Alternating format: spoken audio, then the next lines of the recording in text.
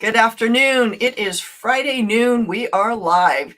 This is DeDe Jones with Innovative Financial, and today we have a special guest, an efficiency god in my world. His name is Chris Belfi. I've known Chris for well over a year. He has been instrumental in helping me think about how I run my life, frankly, and my business to be more efficient, to focus on what's important, and get the things done that need to get done. Without further ado, welcome, Chris. How are you doing today?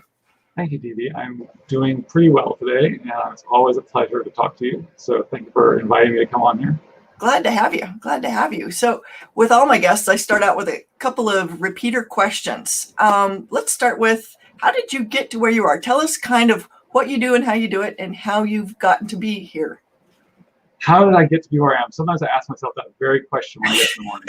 That's a huge question. So, I'll try to keep this relatively short because it is a long story if I let it be a long story.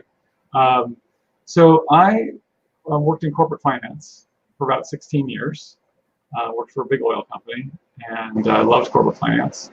But there came a time when it was time for me to leave corporate finance, or specifically leave that situation, because we were moving. We were moving to a different city, and my wife was going to finish her PhD. So I turned out that I just needed to leave that job and just do something else. And so when I was thinking about doing something else, I was thinking about, well, what would I like to do? Well, as a corporate finance professional, I had started studying and practicing techniques for high productivity or high performance. And what I found was that actually I had more enthusiasm for working in that space than going and finding another corporate finance job. So, both great disciplines, but I was more interested, more enthusiastic about the idea of becoming a freelance consultant. Maybe if I'd known all about what it is to be a freelance consultant, I might have thought differently. But we'd lose an awful lot of entrepreneurs if they really knew what was in store for them. Yeah, so I didn't know any better, so I decided to become a freelance consultant. And that was after probably a good I'm going to guess about 7 or 8 years of having studied and practiced it on my own, and done a little bit within my corporate finance world for helping people, doing some lunch and learns, a little bit of private, a little bit individual, tiny bits of coaching. So I kind of knew that I liked helping other people do it as well. So I jumped out of that and into being a freelance consultant, helping people in one way, essentially accomplish more and work less, spend more time and energy on what really matters.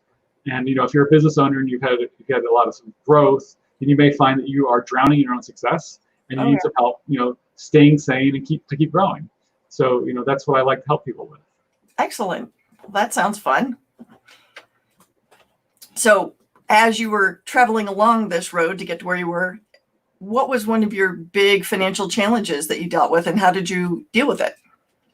So, being a freelancer and having a family of four has all kinds of interesting financial challenges. But I want to zero in on one actually that's on the business side, which is that, when I started being a freelance consultant, a company of one, I didn't have a really good framework for, okay, I've got a little bit of revenue and I've got costs, and I'm not really sure at what point I should actually start paying myself, right? But it's like, should I be saving this little bit of revenue so that, I can pay something that's going to come up next month or next quarter or whatever?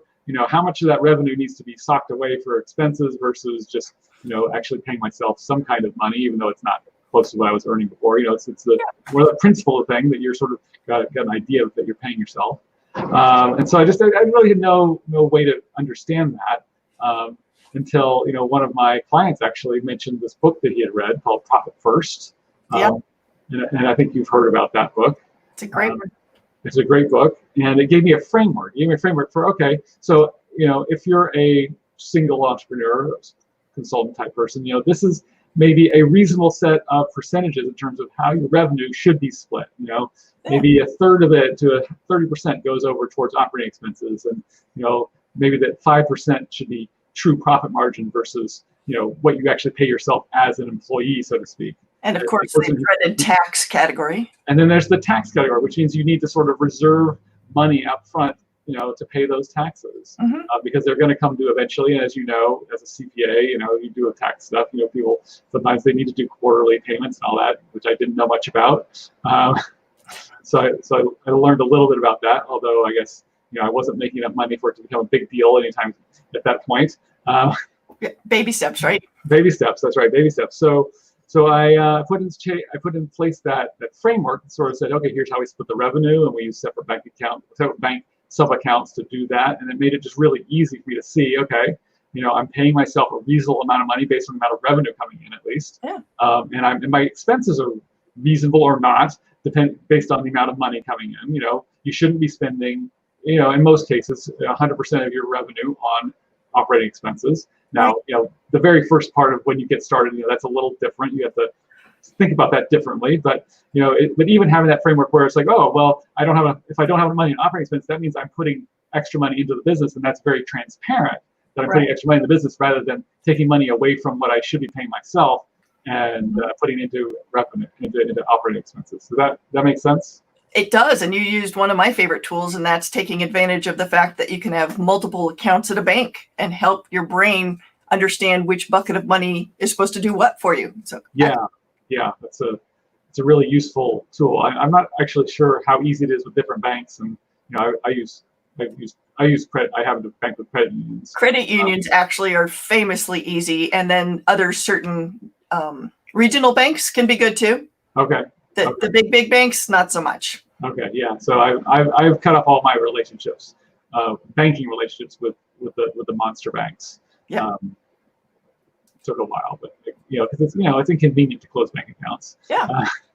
It is absolutely. But if you didn't have a relationship with one of the big ones, it was really hard to get the PPP loans. So it's an interesting trade-off. Oh, interesting. Yeah, I had heard that our regional bank here in upstate New York, the Tompkins Trust Company, was actually really good with that. Because I happen to know a business owner who got a pretty sizable. Well, they probably had an account there. Yes, they did. Yes, they did. If you but they're definitely a regional bank, not one of the monster banks. Yeah, no. If you had an account with any of the banks, they were good with you. If you didn't have a banking relationship, that's where a lot of people were left high and dry, at least with that first round of funding. But I digress. It's just one of those interesting trade-offs. Ease of banking or other values that come with the relationship. Sure. So that comes back to the techniques that you propose and help people learn about. How much are you able to incorporate that into your life? Well, I do my best to incorporate all of it. I probably, in some sense, I incorporate, more than I'm teaching people, because I'm always trying to learn a few new things before and experiment a little bit with myself, at least, before I try to offer that advice to other people.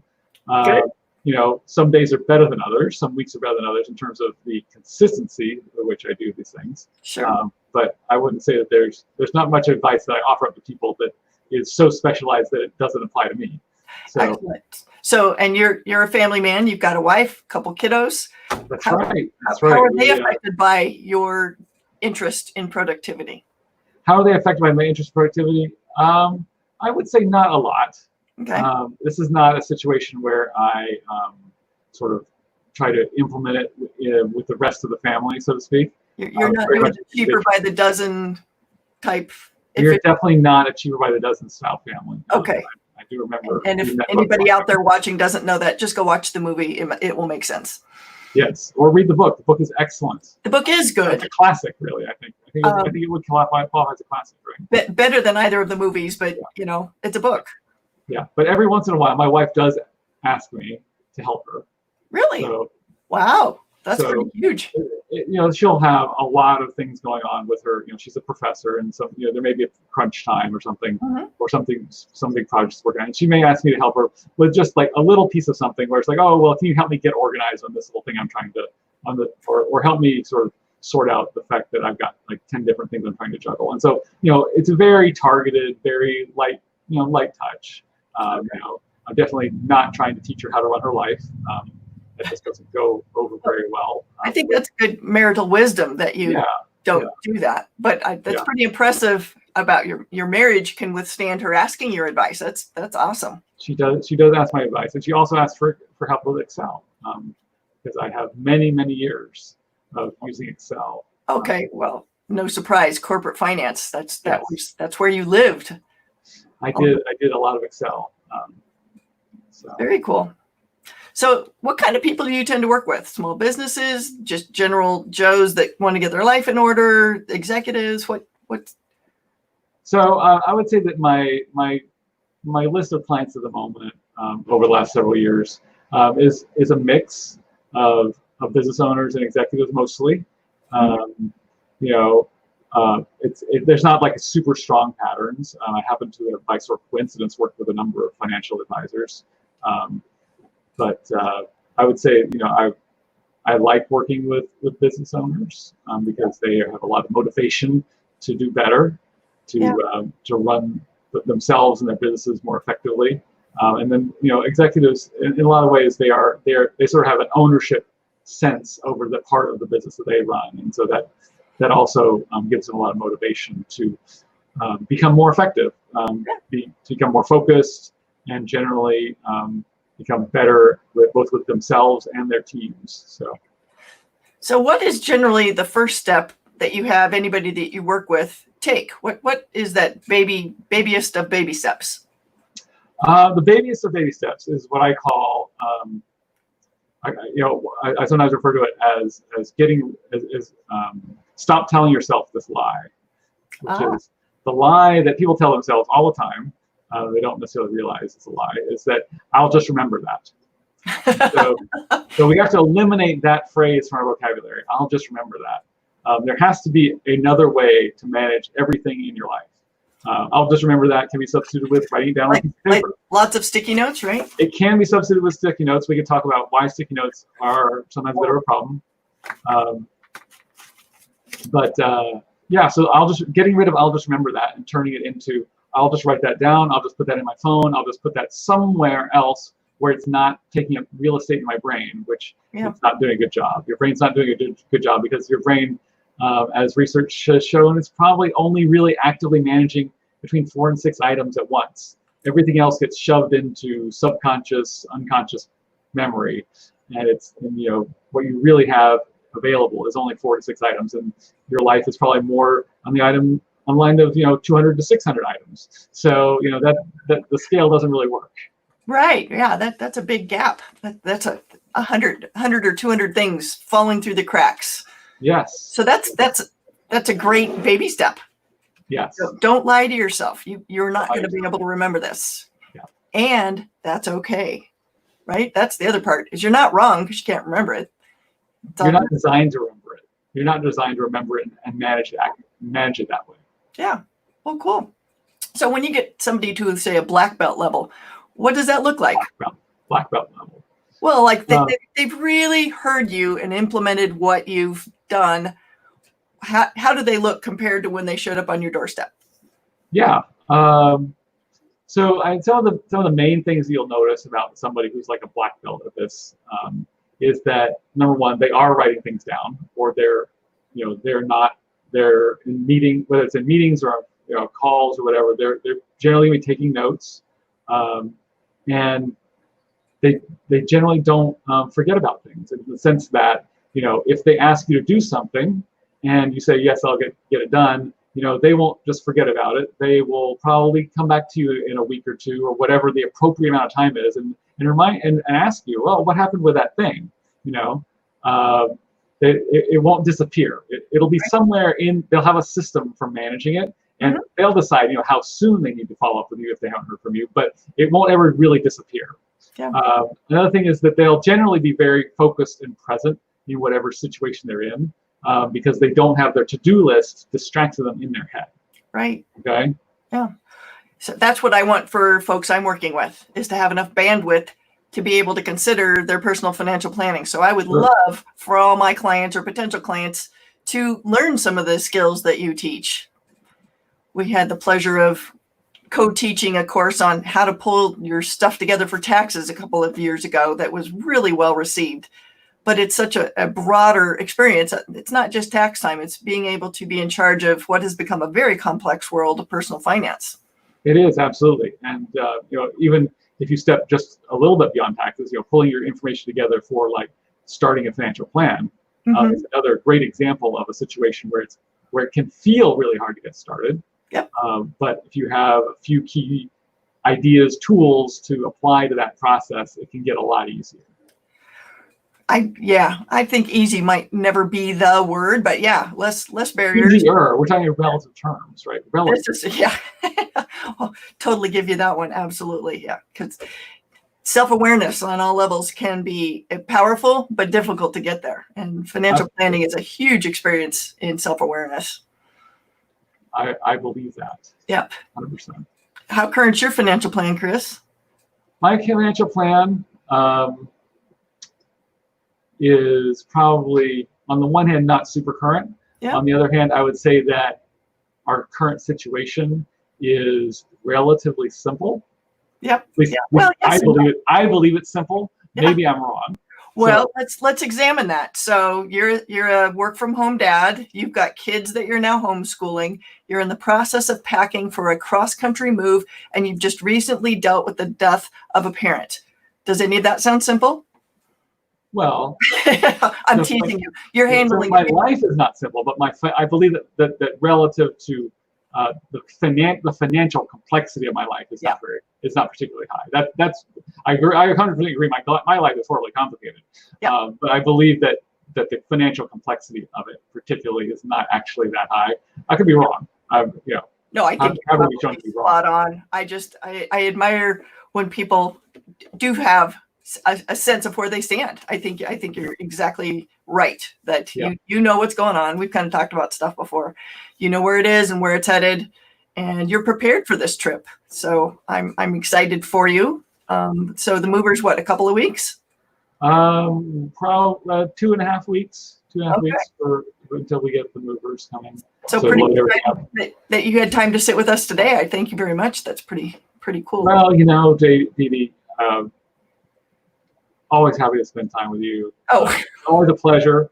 And I can't stop everything 2.5 weeks out. Really, maybe a week out, things will get a lot different. But okay. I have to keep moving ahead with all kinds of things. Well, I don't know. I've never moved. I haven't moved in 30 years, so I don't know what that experience is like. So I assume it's ginormous. Maybe. Yes. Well, my parents had a similar experience. They lived in the same house for around about 40-ish years. That's my goal. And so that was they did a lot of decluttering before they left, but it was still a lot of work. Well, so, yeah. We're in the process of helping my aunt move, and she lived in the same house since the late 50s. Oh my goodness. First owner, and she was very attentive to the details and kept things organized and tidied. Yeah. But even with that, there's still just so much stuff that we gather over a lifetime. Oh yeah. It's pretty amazing because everything has emotion attached to it at that point. So sure. I think it's fair to say that it's much that people tend towards accumulation unless they're actively trying not to. I think it's yeah. Well, I think that plays into the skills that you teach, being mindful of what stays, be it a task or a concrete item. Does it still have value in your life? Does it move you toward your values and goals? Absolutely. I'm going to be going through a lot of those items over the next couple of weeks to try and remove them, if possible, from the equation in terms of moving them. Yeah. So, but then there's that challenge of how much energy we have in a day to make decisions. I agree. There's a finite amount, and boy, you use that up on what to wear and what to eat for breakfast. You might be toast for the rest of the day. Yeah. Well, fortunately, I'm actually hoping that most of these decisions are actually really easy. Good. But it's more about that you actually have to look at these things and make sure that you're not throwing away something really valuable. Exactly right. Well, and I think that comes into play in both of our worlds. Financially, we try and help folks make sure that the financial things that are happening are supporting their goals and values. Sure. And let go of the things that don't. Does that mean, do you still need that Hulu subscription? Maybe that's something you let go of because you don't watch Hulu. Or maybe it's adding in something like a life insurance, some protective item as well. So I think so much that what you do and what I do have such strong parallels. Does it still serve you? Can you automate it in a way so that you can save energy for other things that require a different level of thinking?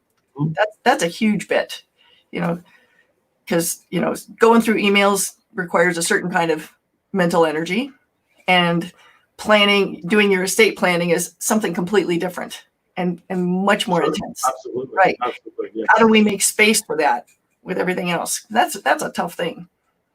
It is. I'm sure estate planning is probably way up there in terms of the difficult or more difficult conversations, certainly. Well, difficult and complicated. Complicated. All the different possible moving parts, and that fear of, if I screw it up, how badly have I screwed things up? Yeah. That's why we have our experts to help us. Well, there's partly that, and even with experts, part of it is creating it with flexibility. And I think a lot of what you teach is create sort of guardrails, but not so inflexible that you're stuck on a track. Yeah, no, that's absolutely true. I think it's easy to come up with systems that are a little too specific, a little too inflexible. I've tried those; they suck.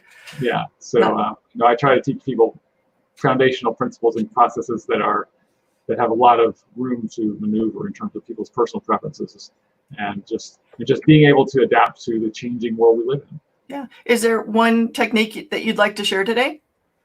One technique that I'd like to share today. Well, how about this one? We've already talked about don't lie to yourself. Yeah. And don't tell yourself that you'll remember that. Do something else, like write it down or record it in a memo or whatever. And then one of the things you need to do with those memos, with those notes, or with your emails is you need to think carefully about them. Some of them don't require a lot of careful thought, but the ones that require careful thought, you need to ask yourself some really important questions. And maybe the most important question you ask yourself is, what is the next step that actually needs to be taken about this thing that's sitting in front of me, whether it's an estate plan or an electric bill that just showed up in my email. Right. Is there a next step? Is there not a next step? Fortunately, with my electric bill, it's on auto pay, so there is no next step other than filing away the email or creating the email. Great example of saving your energy for the more important things. Yeah, but if it's something where the next step is, I have to go online and pay this bill, then you need to know, okay, well, I need to actually, do I have the website? Is it on the email? Great. I need to know very specifically what I need to do next. Exactly. And the next step, on the other hand, could be, actually, I need to call these people and figure out why my bill isn't what I thought it would be. So those are two different potential next steps. And if you don't know which one is the right one, the one that you really should be doing, you haven't decided, you haven't thought about it, then it's just going to kind of sit there in limbo, and it's going to bother you. So. Oh yeah. Open loops. Open loops. That's right. Is that part of what you teach? Open loops is definitely a very helpful terminology to understand what's going on in a lot of people's brains. Is that there are all these different things out there that haven't been completed, and if they're not managed right, they're open. They call them open loops because they haven't been completed, and you have to manage those effectively, or else they will eat you up on the inside. So and distract you. They tangle and do all sorts of bad, horrible things. Yeah. Cool. Well, any other questions you might have for me today? Questions for you? I didn't warn you that I was going to give you this opportunity. Wow, my goodness. So I guess, let me ask you a financial planning question. Go for it. So I'm curious, what do you think in terms of are there any helpful rules of thumb in terms of life insurance amounts, or is that just completely ridiculous and you have to do a much more detailed plan to even give somebody an idea of how much life insurance they need? I'm just really curious whether you think any of those rules are helpful. Most of the rules of thumb were created by insurance companies trying to sell more insurance. Okay? Okay. So always follow the money back. The first question I always ask somebody who asks me about life insurance is, if you're no longer on the planet, is somebody financially imperiled? So I have lots of single people going, how much life insurance do I have? I pose that question. They go, well, really nobody. It's like, well, then life insurance probably as a tool isn't something you're going to need. Right. Particularly. Right. So you're a family man. If you're not here, your family is deprived of your income and your presence, of course. Of course. Life insurance is. And so we can say, all right, so here's how much you were adding to the family each year, but without you here, the expenses will be a little bit less. We need to replace about this much income until the girls are, both your kids are girls, aren't they? Yes, my 2 girls are, they just finished 4th grade and 1st grade. So they got a ways to go. So, right, but we're talking maybe 15 years to get them through college. Yes. So maybe you need life insurance for that 15-year time period. Yeah. Enough to replace what you would have been bringing to the table. And we might want to inflate that a little bit because I know that your company is still growing. And so we need to ratchet that a little bit, but not a huge amount. I mean, not a huge calculation. Not a huge calculation. You now have enough information to back of the envelope go, okay, based on what you said, my income less an amount for the cost of me living here. Yeah. That's how much the financial gap that my death would cause. I need the coverage until my youngest daughter's out of college. Boom, boom, boom. Run the math. Not difficult. Okay. So there you are.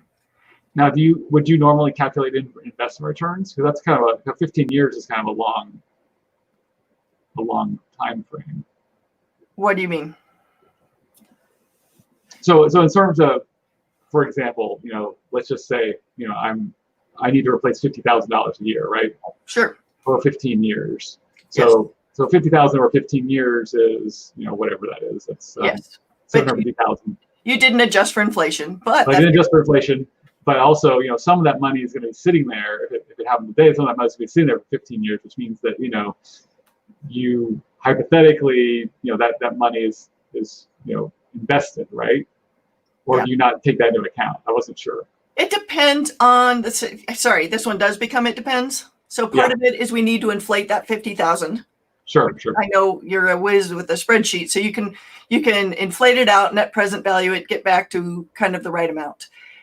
It needs to be big enough to say we want to fund the kids' college funds, sure. And we want to make sure that you're funding your wife's retirement. So if part of your income was helping go, so making sure you're filling those investment buckets with this thought. Now, the flip side is as 15 years goes on, you're overinsured. Right. No, that's true. I agree. Yeah. I agree that that window is constantly changing. And so I'd heard, again, this may get a little bit nerdy here, but I'd heard the idea of laddering. I was just going to say that we can actually layer cake, maybe a 5, 10, and a 15. Yeah. So you have more insurance now and less and less. Yeah. But I think in your case, your income's probably going to grow. So maybe less laddering for you. Absolutely. Yeah. Exactly. So laddering might not be as relevant for you as somebody who's in a more mature place in their career. So, so that's what we would look at. But it's not rocket science. Yeah. But I don't think the 8 times income is necessarily always the right answer. Fair enough. Yeah. So it's somewhere in between. It doesn't have to be crazy, but it's always that first question: is you're not here? Are somebody else's finances affected? Right. And that's the question that I think a whole lot of people don't consider. Once we get folks to retirement and we pose that question, many times they've amassed enough of a nest egg, and we hope so, that the death of the first spouse doesn't require life insurance, that everything else will run fine without them. So typically the life insurance need is from marriage and kids to the kids graduating or thereabouts. It's really the parents of children to age 22 or so. Yeah. No, that makes sense. I could see that, if you have a significant difference in income, I think two income household with a big difference in income, then you probably do want to insure the larger income. You do. Beyond the kids going to college. Possibly, or you insure it in such a way that you can create savings. So instead of replacing 50 grand a year, you replace maybe 60 or 70 so that some of that money goes into the retirement for the surviving spouse. Right. Yeah. So there's different ways of doing it. Now, insurance. So someday when you get a business partner, and there's value in your business and you're trying to figure that out, then there's this whole other world of life insurance uses that make really great yeah, sense. I've heard of the sort of the what do you call it, the buyout, essentially the buy-sell life It's a insurance. buy-sell agreement funded by life insurance, right? Yep. So that's a really common use of life insurance, where if you were to pass, finances for other people gets all mucked up. Yeah. And your spouse doesn't want to be business partners with your business partner. And Oh, they yeah. don't want that either. So you want an effective way to allow for that buyout. And it's very elegant. Yeah, no, the life insurance policy is a very nice leverage way to do that. Right. I agree. Or say you have second marriages where there's kiddos on both sides. Yeah. And then rather than try and divvy up the assets and make sure everything gets all even, you buy life insurance and say, all right, kids, there's your inheritance, surviving spouse gets the assets, and go from there. So I can see how that is definitely a simpler solution. Oh, way simpler. Way simpler. That's So, amazing. I've not thought of that one.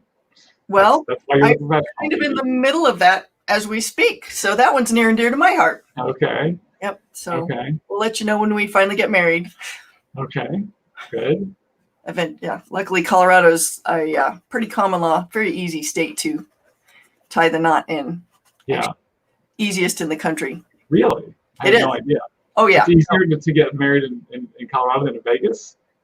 Yeah, actually, we have common law rules that simply say if you hold yourself out as married, you're married. I'd heard of that concept. I just didn't. But I guess people want to get stickly. It's a real live event, which is easy. But ours is just if you check into a hotel or go out to dinner and say Mr. and Mrs. Jones. Yeah, that's actually adequate. Yes, I'd heard that. Yeah. And so then I guess the nerdy lawyer question is like, okay, so how do you exactly define holding yourself out as married?